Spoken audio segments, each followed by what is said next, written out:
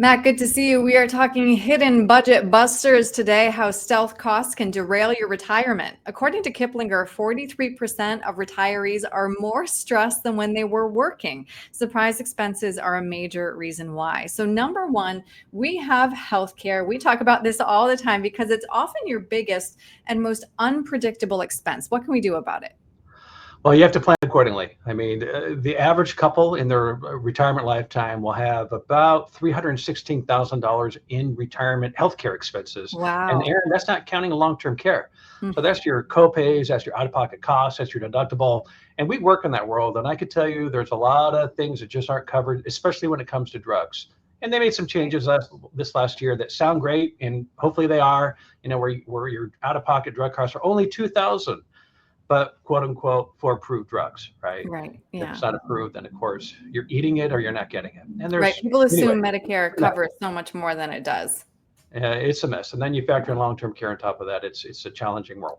Right, which Medicare also doesn't cover. Good point, Matt. All That's right, correct. next we have taxes. Retirees often assume they'll be in a lower tax bracket when they retire, but that's not often the case.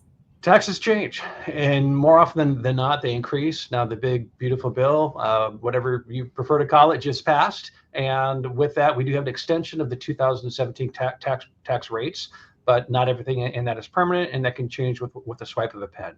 Hmm. You go out on the street and you talk to 20 different people and you ask them, do you think taxes are going up or going down? When you look at how the government spends, which is not a balanced budget, taxes have to go up. They just have to. They either have to go up or they have to cut the budget, which, as we've seen, they won't, or they have to increase taxes Right. or put money. So the only thing that's within our control is to plan proactively now, work more on tax diversification. We have to have tax-free money. So the multiple ways to do that. Of course, we always talk about the Roth and the Roth conversions. And no matter what your income is, you can do a Roth conversion, right? There's a way to contribute to a Roth.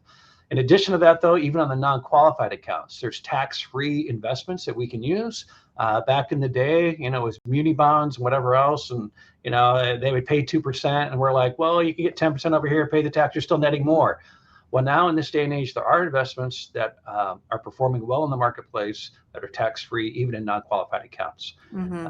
So you definitely have to have a tax plan. That's for sure. Taxes go up, and you could move to a state where you have state tax as well. I live in Washington. We don't have state tax. Of course, other states do. Mm-hmm.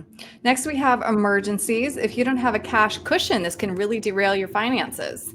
It can, because where are you going to get the money when you need that money? Well, you're going to use a credit card. You're going to do a HELOC. You're going to do whatever you can do. You're going to borrow, and look at where interest rates are. They're paying 20%. Maybe when you took that credit card payment, it was only a 10% credit card. But look at rates now. And then that is just a doom loop where, you're creating a situation where you can barely pay the minimum payment. So you have to have a reserve for those emergencies, but not so much a reserve that you're losing your purchasing power because you're not beating inflation on your rate of return. Mm-hmm. So there's a good mix. You do want money in reserve, but beyond that, we don't want too much lazy money to where we're not beating inflation. We have to make sure we beat inflation. Right. And then next we have family. Matt, I found this one the most interesting. A record number of parents are helping adult children with expenses. According to savings.com, the average support is $1,500 a month. That is interesting. That's a different world from when I grew up, but I understand it. At the same time, I understand parents love their kids and they want to help them, and they're going, challenging times. But never put yourself in a situation as a senior, as a retiree, where you're depleting your assets at such a rate where that child that you're helping is going to have to turn around and help you. Right. You have to make sure that you take care of yourself, you and your spouse and your family. And then beyond that, budget out what you can help, but don't give to the point to where you're limiting your ability to live a comfortable retirement, because that will just hurt your family in the future. Right. And then last, we have inflation. This has to be built into your plan, especially since a lot of people's retirements now last decades. Yeah, I tell you, I mean, the power of inflation, it's also the power of compound interest, right? So will you have enough money in retirement? We have to understand, we just lived through this, Aaron, with all the inflation that we've gone through. Yeah. People see it.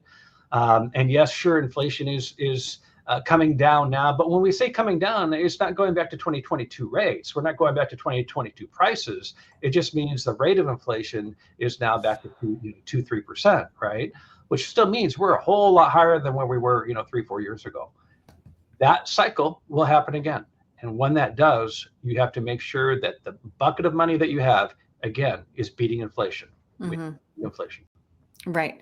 Well, clearly, Matt, you live in this world. You create financial plans that account for all of these known expenses to you, but for others who may not live in this world, they might be hidden budget busters. So if somebody wants to make sure that they're taking into account all of these expenses, what's the best way to reach you? The best way is to give us a call and schedule an appointment. My number is 425-256-3105.